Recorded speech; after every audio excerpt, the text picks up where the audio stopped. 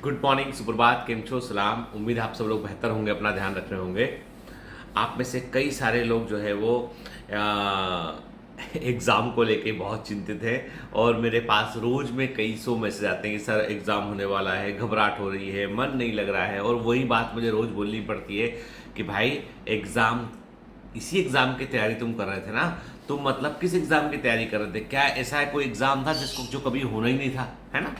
एक कोई तारीख तो होगी एग्ज़ाम की बेटा, जिसको एग्ज़ाम देकर फिर आपको आगे बढ़ना है, ठीक है ना? आगे बढ़ना है तो ये पुल के समान है। यदि इस पुलिया को या इस पुल को आपने क्रॉस नहीं किया, इस ब्रिज को तुमने क्रॉस नहीं किया, तो कैसे पहुंचोगे मेडिकल कॉलेज तक, है ना? ठीक है। तो अभी घबराने की बिल्कुल भी आवश्यकता नहीं है। अभी आवश्यकता इस बात की है कि अपना फोकस बनाए रखने की, ठीक है। ये समय है, या तो जुड़ाव कर लें या बिखराव कर लें। या तो हम अपने मन के सारे जितने भी डर हैं उनको हटा के अपनी पॉजिटिव चीज़ों को जोड़ लें हम, और उसको ताकत बना लें हम, या हम बिखर जाएं हम, ठीक है। याद रखिए, इंसान हार से जितना नहीं नहीं डरता है, उतना हार के डर से डरता है। इंसान जितना हार से नहीं डरेगा ना, कि हारने के बाद कि भी नहीं हुआ तो नहीं हुआ, उतना वो हार के डर से डरता है वो, ठीक है। तो डरो मत, ठीक है। कारण ये है कि वो तुम्हारे अंदर की जो जितनी चीज़ें तुम्हें आती है ना, जो पॉजिटिव चीज़ें, उनको भी कम कर देगा वो, ठीक है ना। तो मतलब कभी कभी होता है ना कि जैसे एक भय होता है आदमी को, भाई अंधेरे में कहीं पे हमको लगता है कि यहाँ अंधेरे में कहीं जाएंगे तो कहीं भूत ना मिल जाए, ठीक है। तो आप डरते रहते हो पहले से, लेकिन एक बार यदि आप किसी कारण से जाकर वापस आ गए तो बोलोगे कुछ नहीं वहां, तो ठीक है। तो कभी कभी डर का सामना करना भी जरूरी होता है। तो मैं उन बच्चों के लिए बोल रहा हूँ जिनकी तैयारी थोड़ी कम है, एवरेज प्रिपरेशन, तो बेटा घबराने की जरूरत नहीं है। हमेशा ये फोकस करो कि आप अपना बेस्ट दे सको आप, ठीक है। आपका मुकाबला किसी और से नहीं है, आप यूनिक हो, ठीक है। आपको ये सोचना है कि पेपर जो आएगा उसमें मैं कितना मैक्सिमम करके आ सकता हूँ, बाकी सब देखा जाएगा, ठीक है। जो अच्छा पढ़ रहे बच्चे वो अपनी हिम्मत को जो है बनाए रखे बेटा। तो देखो यही वो वक्त है जब अपने आप को सिद्ध करना है हमें, और सही जगह तक लैंड होना है, ठीक है। तो शुरुआत में जो यक्ष प्रश्न हमेशा जो होता है सामने, इस सर क्या करें एग्जाम के ठीक पहले, तो मैं आपसे कह दूं कि देखो, हम लोग भी जो है बायोलॉजी में लंबे लंबे लेक्चर भी जो है वो यूट्यूब पे भी डालते हैं, इसमें भी डालते हैं। टीम बोल रही थी कि सर कुछ यूनिट इंपॉर्टेंट है उनको अपन डाल देते हैं, 8-8 घंटे के लेक्चर भी हैं लंबे लंबे, सब पूरा रिवाइज रहेगा। लेकिन मैं कभी रिकमेंड नहीं करता हूँ। मैं हमेशा ये बोलता हूँ कि भाई आपको 8-10 घंटे लंबा लेक्चर देखने की जरूरत थी, इस समय पढ़ रही है, मतलब साल भर तुमने कुछ नहीं किया, सिर्फ मस्ती की। इस समय यदि तुम 8 घंटे 10 घंटे लंबे लंबे लेक्चर देख रहे हो, इस समय तुम वन शॉट लेक्चर देख रहे हो, इस समय तुम जो है वो घुसे हुए यूट्यूब के अंदर या ऐप के अंदर, इसका मतलब साल भर मस्ती मारी है बनना, ठीक है। इस समय आपको ऐप खोलना चाहिए, डीपीएस के क्वेश्चन, टेस्ट पेपर, टेस्ट जो हो रहे हैं वो पे फोकस करना चाहिए। जो नहीं बन रहा वो वाले एरिया में कर ले फोकस हम, ठीक है बेटा। मतलब मैं सच बोलता हूँ, मैं मतलब मेरे लिए जो है वो व्यूज, कितने मेरे व्यू हो गए, कितने बच्चे हो गए, ये सब सेकेंडरी। पहला है कि आपसे मैं सच बोलूं, ठीक है। कुछ बच्चों ने मुझसे कहा है कि सर आपकी जो टारगेट बैच की जो फीस है वो कितनी रहेगी, और क्या आप इंस्टॉलमेंट में फीस लेंगे, या आपकी फीस जो है सर बाकी लोग तो कम फीस में ले रहे हैं, कोई कोई एक किसी ने बताया था कोई एक इंस्टीट्यूट है वो 2200-2500 रुपये में ले रहे हैं, कोई 4,500-5,000 रुपये ले रहा है, आप लोगों की 7,000 रुपये रेगुलर बेचे, तब 6,999 फीस आपकी आती है, 7 ही मान लेते हैं उसको अपन, वो फीस है। देखो बेटा क्या होता है कि बिल्कुल सच्चाई ये है कि बायोमेंटर्स के पास में जो बच्चे होते हैं उनको बायोमेंटर्स साल भर जो है वो एकदम क्वालिटी कंटेंट प्रोवाइड करता है, ठीक है। बायोमेंटर्स में बच्चों की संख्या लाखों में नहीं होती, लाखों में नहीं होती है, ठीक है। कुछ हजार बच्चे होते हैं पर लाखों में संख्या नहीं होती है। दूसरा ये है कि बायोमेंटर्स का जो प्लेटफॉर्म है वो डिफरेंट प्रकार से काम करता है, और बायोमेंटर्स के पास कोई बाहरी एक्सटर्नल फंडिंग नहीं है इसके पास, ठीक है। तो बायोमेंटर्स का जो पैसा आता है उसमें जो आप पहले मान लीजिए आपने 7,000 फीस दिया, ठीक है। 7,000 फीस में से जो है वो आपका 18% होता है जीएसटी, ठीक है। जीएसटी हमारे पास बिल्कुल नहीं आता है, जैसी फीस जमा करते हो सीधा गवर्नमेंट के पास पहुंचता है वो, ठीक है। 18% सीधा गवर्नमेंट को देना पड़ता है, और वो नियम है, नहीं देने पर जो है कानूनी कार्रवाई हो सकती है हमारे ऊपर, ठीक है।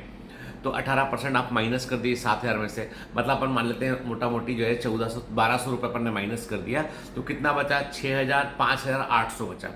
5,800 रुपये जो बचता है उसको यदि हम 10 महीने में भी डिवाइड करते हैं, चलो 12 महीने हम बोलते हैं पर 10 महीने में डिवाइड किया हमने कोर्स, ठीक है। है ना, 10 महीने में मैंने डिवाइड किया उसको, तो 580 रुपये पर मंथ पड़ता है। 580 रुपये पर मंथ को हमने 30 दिन में डिवाइड किया मान लो, तो 20 रुपये पर डे पड़ता है, तकरीबन 19-20 रुपये पर डे पड़ता है। अब बेटा देखो 19-20 रुपये पर डे खर्च करना पड़ेगा, कहाँ जाता है पैसा? बायोमेंटर्स का पैसा कहाँ खर्च होता है? बायोमेंटर्स के पैसे का एक बड़ा हिस्सा खर्च होता है बेटा किसमें? CDN की सर्विसेज में, कंटेंट डिलीवरी नेटवर्क में। ये होता है कि आपको ऐप के थ्रू जो वीडियो चलते हैं ना, वो यूट्यूब से नहीं होते हैं, वो एक CDN के थ्रू होते हैं, कंटेंट डिलीवरी नेटवर्क के थ्रू होते हैं। एक सिस्टम होता है इसके थ्रू वीडियो आपको दिए जाते हैं अलग अलग लेवल पे, कि आप इनको डाउनलोड कर लें कम कम उसमें डेटा में। फिर उसके बाद दूसरा इसके अलावा खर्चा आता है, सर्वर का बिल आता है, बहुत बड़ा बिल होता है, क्योंकि जो एट ए टाइम कभी भी आप ऐप में देखोगे 8,000-10,000 बच्चे लाइव रहते हैं हमेशा, ठीक है, तो वो सर्वर का बिल आता है, वो भी बहुत बड़ा बिल होता है।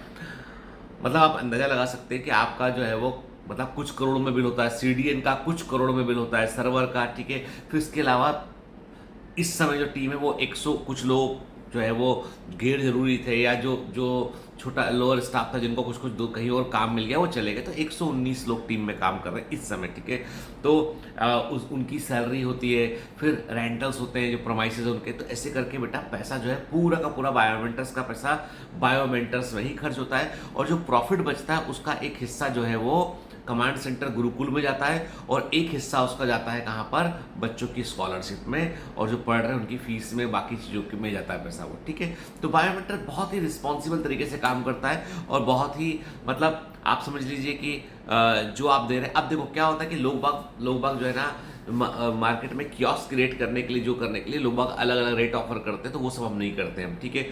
फिर प्राइम प्लस जो होता है उसकी फीस जो है वो तकरीबन 10,000 के आसपास पहुंच गई। क्यों? क्योंकि प्राइम प्लस में जो बटालियन का फीचर होता है उसमें बहुत सारे MBBS के बच्चे काम करते हैं, और ये बच्चे वो होते हैं जिन बच्चों को MBBS के दौरान जो है वो इकोनॉमिक हेल्प की आवश्यकता होती है, पर उन्हें स्कॉलरशिप नहीं मिल सकती है, तो वो आपकी हेल्प करते हैं और उससे वो अपनी भी हेल्प करते हैं। तो बायोमेंटर्स ने एक सिस्टम बना रखा है, ठीक है, तो उनको पेमेंट जाता है। इसके अलावा वहाँ पे जो कॉलिंग सिस्टम है वो app to app calling system होता है, उसका एक अलग बिल रेज होता है हर कॉल का, तो वो सारी चीज़ें सेट ऑफ करने में जो डिफरेंस है वो लगता है यहाँ पे। प्राइम प्लस का पैकेज इतना महंगा क्यों है? प्राइम प्लस का पैकेज इतना महंगा इसलिए है क्योंकि प्राइम प्लस में कम से कम आप जो स्टडी मटेरियल लेंगे एकदम high quality original study material आपको मिलेगा, कोई कॉपी नहीं, कोई किसी से उठा के नहीं, किसी दूसरे का चेप कर बेचना नहीं है, ठीक है। ऐसे बहुत से एजेंट होते हैं जो बोलते हैं कि हमारा मटेरियल ले लो आप, नहीं। क्लास नोट्स होंगे, MCQ आपको क्लास के अंदर मिलेंगे, आपको DPS के फॉर्म में मिलेंगे, क्लास नोट्स ही प्रोवाइड करेंगे। तो स्टडी मटेरियल क्लास नोट्स के फॉर्म होंगे, तो आपको क्लास नोट्स और डेली का प्रिंट आउट वगैरह निकालने का लफड़ा खत्म हो जाएगा आपका, ठीक है।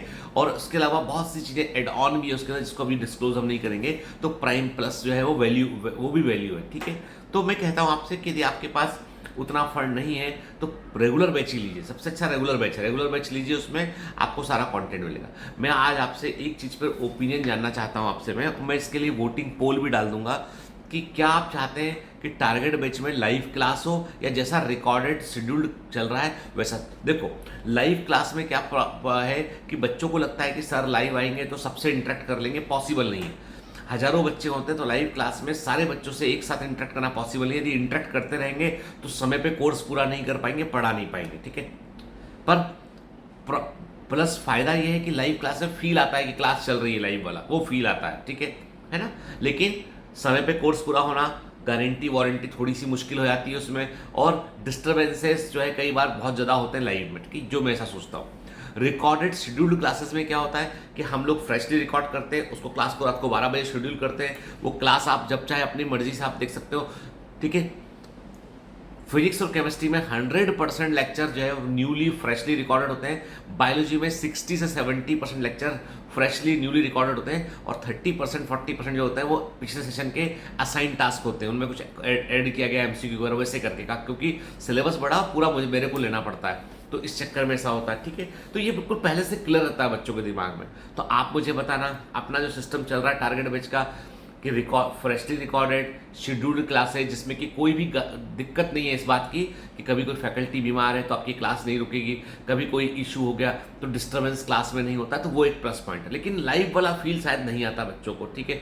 तो उसके लिए हम लाइव सेशन कर सकते हैं डाउट क्लियरेंस के लिए डेली बेसिस पे। और दूसरा इसके अलावा जो है अपना आप चाहते हैं लाइव क्लास टारगेट में, तो हम लोग लाइव क्लास के लिए भी तैयार हैं। तो आप लोग अपना ओपिनियन जरूर दीजिएगा इस बारे में, ठीक है। और दूसरी बात इसके अलावा ये है कि जो है रही बात बायोमेंटर्स की फ़ीस की, तो बेटा देखो ऐसा है कि रही बात इंस्टॉलमेंट की, तो इस बार हमने जानबूझकर जो है इंस्टॉलमेंट नहीं रखा हमने, लेकिन इंस्टॉलमेंट ईएमआई ऑन ऑप्शन कर देंगे हम, ठीक है। जिन बच्चों को ईएमआई की रिक्वायरमेंट है तो वो फीस को किस्तों में भर सकते हैं, उसके लिए उन्हें गूगल फॉर्म हम प्रोवाइड करेंगे, वो भरना पड़ेगा और अप्रूव होगा फॉर्म तो ही आपको ईएमआई मिलेगा। तो कारण ये है कि कई सारे जो है वो न्यूज़ ऐसा बोलूँ मैं कि कई सारे बच्चे 1 महीना 2 महीना आते हैं और उसके बाद वो कॉप अप नहीं कर पाते, चले जाते हैं। उससे इंस्टीट्यूट की सीट का लॉस होता है ना, हम लोग अनलिमिटेड नंबर ऑफ बच्चे नहीं लेते हैं, ठीक है, वो लॉस होता है। दूसरा इसके अलावा क्या होता है कि एक अननेसेसरी का डिसकंटेंट क्रिएट होता है, जो कि बच्चे ने कंटिन्यू नहीं किया कोर्स ने, वो आया 1 महीने के लिए चेक कर, वो टेस्ट करने आता है हमको, वो भरोसे से नहीं आएगा तो उसके लिए रिजल्ट भी नहीं निकाल पाएंगे हम, तो वो चीज़ नहीं होनी चाहिए। दूसरा, इंस्टीट्यूट को जो है इस समय बच्चों के सहयोग की आवश्यकता है। इंस्टीट्यूट को इस समय जो है चाहिए कि भाई बच्चे जो है वो आएँ, क्योंकि बाकी सभी जगह पे आप देखोगे तो 1 गो में फीस भराते हैं, ठीक है। सिर्फ बायोमेंटस ईएमआई प्रोवाइड कर रहा था और उसका भी ये हुआ कि मतलब बच्चों का जो आना और जाना लगातार चलता रहा कई बच्चों का, जिससे इंस्टीट्यूट को बड़ा लॉस होता है। क्योंकि क्या होता है कि सर्वर में जैसे ही आप एंटर करते हैं, आपके लिए एक स्पेस बना के आपको यहाँ पे एक डिफरेंट प्रकार से सॉफ्टवेयर काम करता है, तो आपका एक स्थान बुक हो जाता है पूरा साल भर के लिए, अब वो खाली छूट जाता है उसके बाद में, तो ये वैसी वाली बात है। तो इसलिए वो फीस को हम लोग ईएमआई में सबके लिए तो नहीं कर पाएंगे, पर कुछ लिमिटेड बच्चे जो जिनको वाकई में बहुत रिक्वायरमेंट होगी उनके लिए हमेशा दरवाजे हमारे खुले रहेंगे। और बिलीव मी, यकीन मानिए, जो भी पैसा बायोमेंटर्स लेता है उस पैसे को वो समाज के ही हित में लगाता है, वो अपने निजी इस्तेमाल में पैसा नहीं आता है। कुछ लोगों ने ये बात बोली कि सर आप डॉक्टर होकर क्यों पढ़ाते हैं आप, कुछ मैंने एक आध कमेंट देखा ऐसा कि देखो, पढ़ाना मेरे दिल के करीब है, मेरा पैशन है, डॉक्टरी मेरा प्रोफेशन है ना, मेडिकल प्रोफेशन मेरा प्रोफेशन है। और मैं मैं बहुत दिनों से पढ़ा रहा हूँ। मुझे पढ़ाने में तो 2 तरह के टीचर होते हैं, एक तो मजबूरी में बने टीचर होते हैं जिनको पैसा कमाना है इसलिए वो टीचर बने, और दूसरे टीचर वो होते हैं जिनको कुछ बदलना है, यंग बच्चों के दिमाग में इम्पैक्ट डालना है, वो होते हैं। यदि मैं डॉक्टर बन के काम करूँगा तो मैं पेशेंट को कुछ एजुकेट कर पाऊंगा, लिमिटेड जो मेरे पास आएगा उसको, लेकिन आज एजुकेशन के माध्यम से मैं कई सारे बच्चों को एजुकेट कर पाता हूँ मैं, ठीक है ना। तो मेरे लिए ये, आप मेरे को प्रोफेशन मत देखिए मेरा, ये मेरा पैशन है, पढ़ाना मेरा पैशन है। डायबिटोलॉजिस्ट के रूप में वो जो काम करता हूँ वो प्रोफेशन है। वहाँ मैं किसी को नहीं देखता फ्री, जब तक कि कमांडोज के बच्चे के माता पिता ना हो, कोई बहुत क्लोज व्यक्ति ना हो, तब तक मैं ना वहाँ फीस भी लेता हूँ, मैं अथॉरिटी के साथ बात भी करता हूँ मैं, ठीक है। तो वो मेरा प्रोफेशन है वो, ठीक है, ये मेरा पैशन है, दोनों को मिक्स नहीं करते, ठीक है। तो क्वेश्चन बड़ा जायज़ है कि सर क्यों डॉक्टर्स पढ़ा रहे हैं, तो ऐसा नहीं है, सब डॉक्टर नहीं पढ़ा रहे हैं, कोई मेडिकल कॉलेज में पढ़ाते हैं, कोई कहीं पढ़ाते हैं। हमारा शौक है, हमको अच्छा लगता है, हमको यंग बच्चों को हमने कुछ परिवर्तन के लिए शुरू किया था, इसलिए पढ़ा रहे हैं हम, ठीक है ना। परिवर्तन ये नहीं कि मेरी ज़िंदगी में परिवर्तन आए, परिवर्तन दूसरों की ज़िंदगी में आना चाहिए। यदि मैं इसको आज हज़ारों करोड़ की कंपनी बना लूँ तो वो परिवर्तन तो मेरी ज़िंदगी में मेरे लोगों में आया हो। जब मैं हज़ारों बच्चे खड़े कर दूं जो देश के लिए बेहतर काम करने वाले होंगे, वो सच्चा परिवर्तन होगा, ठीक है बेटा। तो वही एक किताब मैं रिकमेंड करूंगा आपको, जब आपका एग्जाम हो जाए नीट का, तो किताब जरूर पढ़िएगा, वर्स्ट एनिमी बेस्ट टीचर, बहुत बढ़िया किताब, बहुत ही बढ़िया किताब है, ठीक है। मौका मिले पढ़िएगा जरूर एग्जाम के बाद में। चलिए, have a great day, all the best, bye bye.